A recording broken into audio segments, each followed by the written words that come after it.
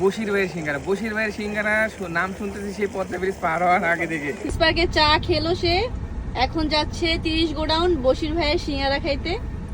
আচ্ছা, বশির ভাইয়ের সিঙ্গারাতে কি এমন স্পেশালিটি আছে? নাম শুনতেছি বশির ভাই তো আগেই হিট, সিঙ্গারা খাইলাম না, টেস্ট করলাম না। হ্যাঁ, বশির ভাই অনেক হিট বরিশালের মধ্যে। 20-30 বার নাম শোনা হয়ে গেছে বশির ভাই।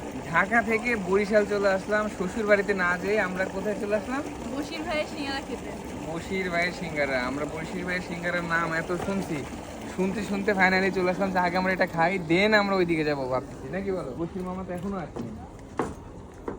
রাত হয়ে গেছে তো উনি আসলে আমাদের জন্যই দোকানটা এখনো খোলা রাখছে, উনি অফ করে দিচ্ছিল। সো আমাদের আশা দেখে উনি বললো যে আচ্ছা তাড়াতাড়ি করে সিঙ্গারা ভাজো।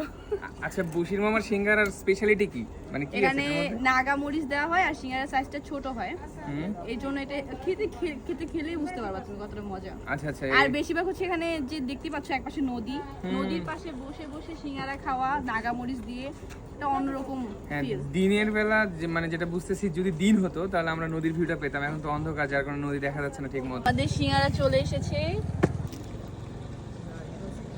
মানে এর আগে সব খাবার মুখে নিয়ে তো ওয়া ওয়া বলি, তো অনেকে ভাবতে পারে এটা ফেক, বাট এটা সত্যি টেস্ট।